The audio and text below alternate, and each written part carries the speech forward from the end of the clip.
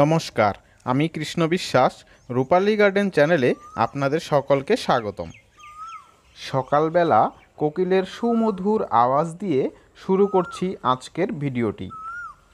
আজকের ভিডিওতে টবের বা মাটির লেবু জাতীয় সমস্ত রকম গাছের যে বিষয়গুলো আলোচনা করব সেগুলি হলো: 1 নম্বর, কোন কাজগুলো করলে লেবু জাতীয় গাছে অনেক বেশি ফুল আসবে। 2 নম্বর, ফুল আসার পর কিভাবে লেবু গাছের পরিচর্যা করবেন। 3 নম্বর, ফুলগুলিকে কিভাবে ফলে রূপান্তরিত করবেন।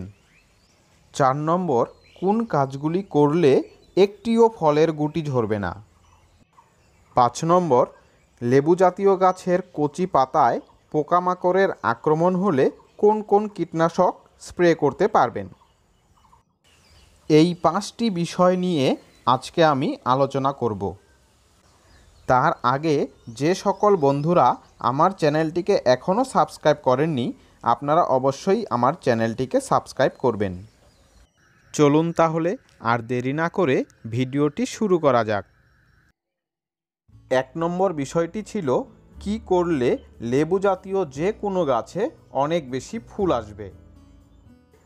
দেখুন, সাধারণত আমরা সকলেই জানি যে কোনো গাছের ফুল ধরাতে হলে অনেক বেশি যত্নের প্রয়োজন হয়, কিন্তু লেবু জাতীয় গাছের ক্ষেত্রে এর ঠিক উল্টোটা, অর্থাৎ কম যত্ন করলেই বেশি পরিমাণে ফুল আসে। সমগ্র শীতকাল জুড়ে লেবু গাছের কোনো প্রকার সার, জল, কীটনাশক স্প্রে ইত্যাদি কোনো কাজেরই প্রয়োজন হয় না। শীতের সময় লেবু জাতীয় গাছে যত্ন করলে শীতের শেষের দিকে গাছে ফুল না আসে, শুধু কচি কচি পাতা চলে আসবে।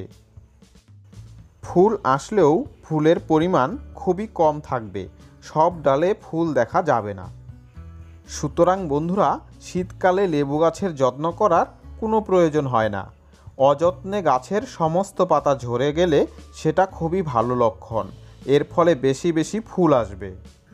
এখন মার্চ মাসের প্রথম দিকে সমস্ত লেবু জাতীয় গাছ যেমন কমলা, লেবু, মৌসম্বি, বাতাবি ইত্যাদি সমস্ত রকম গাছে ফুল আসা প্রায় সম্পূর্ণ হয়ে গেছে। দেখুন বন্ধুরা, আমার এই গাছটি একটি কমলা লেবুর গাছ, 2-1টি ফুল থেকে ফলে পরিণত হওয়া শুরু করে দিয়েছে। 2 নম্বর বিষয়টি হলো, গাছে ফুল আসার পর কিভাবে পরিচর্যা করবেন।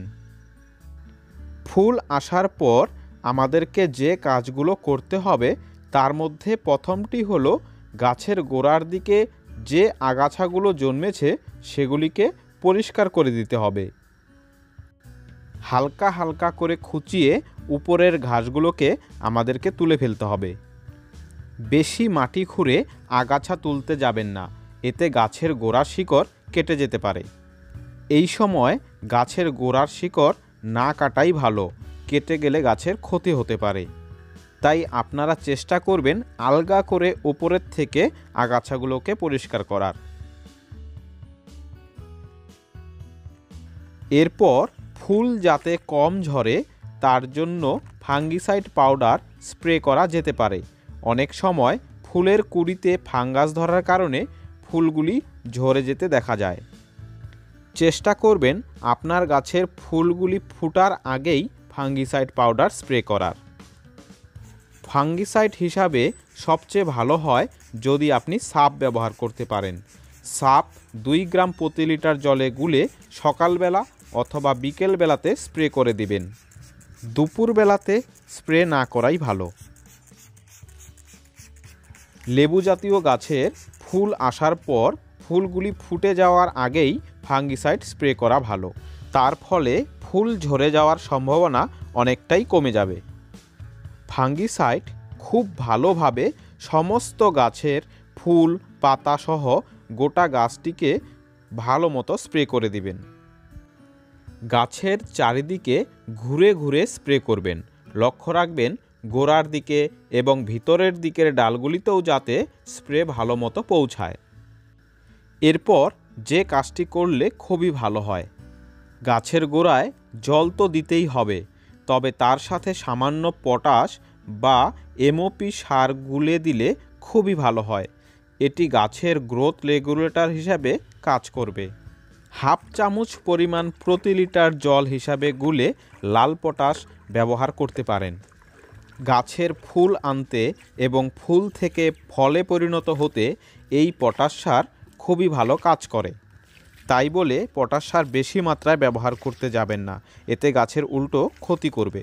মনে রাখবেন, গাছের গোড়া বেশি ভেজা থাকলে জল প্রয়োগ করার কোনো প্রয়োজন নেই। আবার গাছের গোড়া যেন অতিরিক্ত শুকিয়েও না আসে, সেই দিকে খেয়াল রাখতে হবে।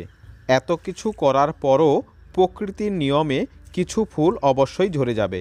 কোনো গাছই সব ফুল ধরে রাখতে পারে না।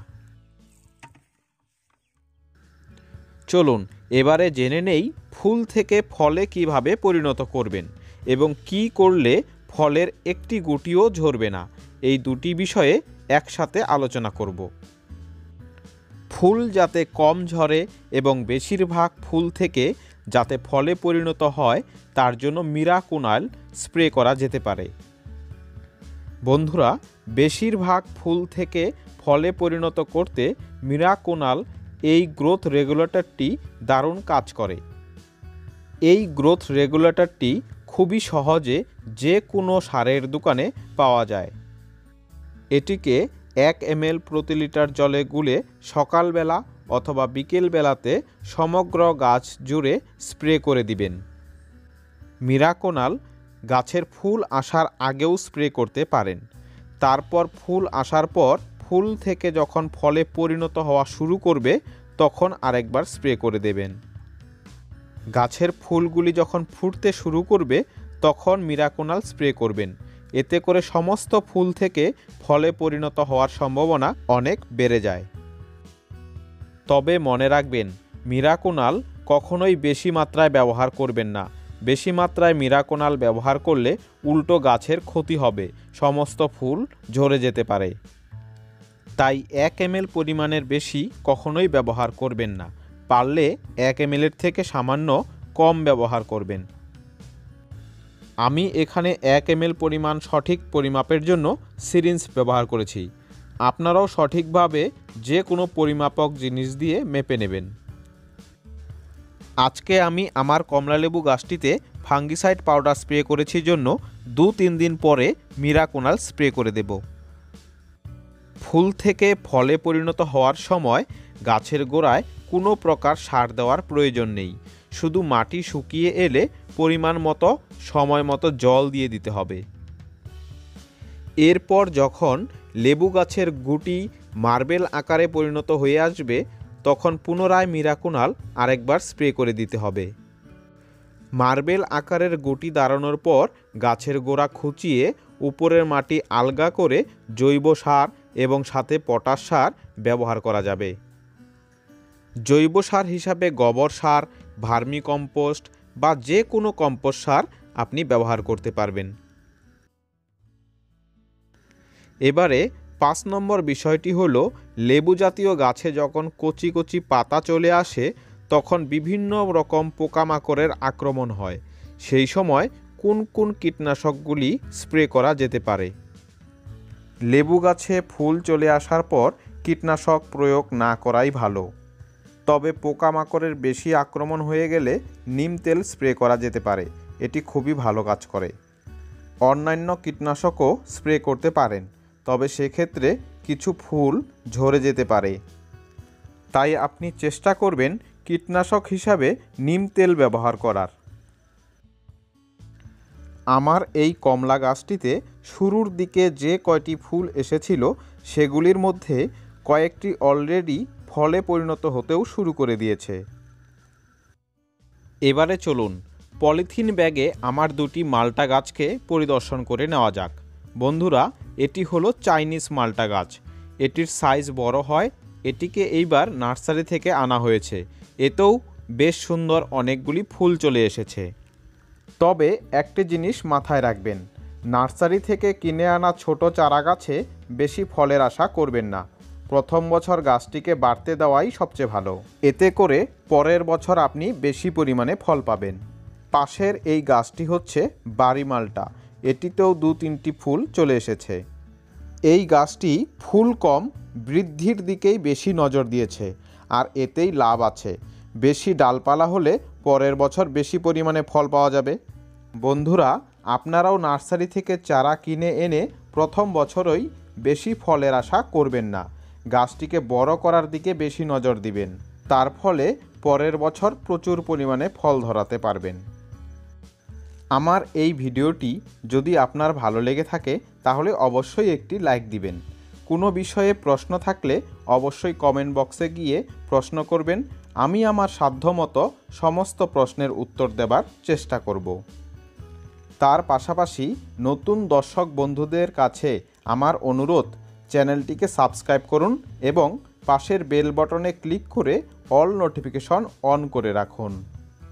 আজকের মতো তাহলে এই পর্যন্তই বন্ধুরা। ভালো থাকবেন, সুস্থ থাকবেন। দেখা হবে পরবর্তী ভিডিওতে। ধন্যবাদ।